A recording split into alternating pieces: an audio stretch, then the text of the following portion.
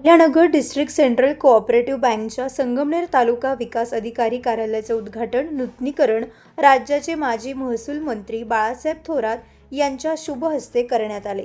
कार्यक्रमाची सुरुवात सहकार महर्षी भाऊसाहेब थोरात यांच्या प्रतिमेला पुष्पहार अर्पण करून आणि दीप प्रज्वलनाने करण्यात आली। यावेळी बोलताना बाळासाहेब थोरात म्हणाले की सहकारी साखर कारखान्याच्या माध्यमातून सहकार चळवळ अधिक बळकट झाली असून पीक कर्जाच्या माध्यमातून जिल्हा बँकेने शेतकऱ्यांना उभारी दिली आहे।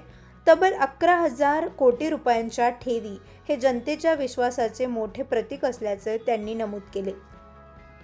जिल्ह्याच्या विकासात मातृसंस्था म्हणून बँक नेहमीच पाठीशी उभी राहिली असेही त्यांनी स्पष्ट केले। दरम्यान जिल्हा बँकेचे व्हाईस चेअरमन माधवराव कानडे यांनी सहकार महर्षी भाऊसाहेब थोरात यांच्या दूरदृष्टीपूर्ण नेतृत्वाची आठवण करून दिली। त्यांच्या 44 वर्षांच्या संचालक कारकिर्दीत शिस्त आणि पारदर्शकतेची पायाभरणी झाली।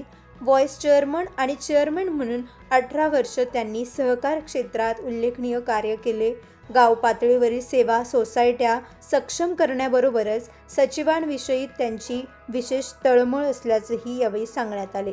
कार्यक्रमाच्या अध्यक्षस्थानी जिल्हा बँकेचे चेअरमन चंद्रशेखर घुले होते। यावेळी vice chairman advocate Madhavrao Kanade, Sangamner नगरपालिकेच्या माजी नगराध्यक्षा दुर्गा तांबे, रणजित सिंग देशमुख, पांडुरंग पाटील घुले, गणपत सांगळे, बाबासाहेब साळुंखे, शेती संघाचे चेअरमन संपत डोंगरे यांसह बँकेचे पदाधिकारी आणि कर्मचारी मोठ्या संख्येने उपस्थित होते।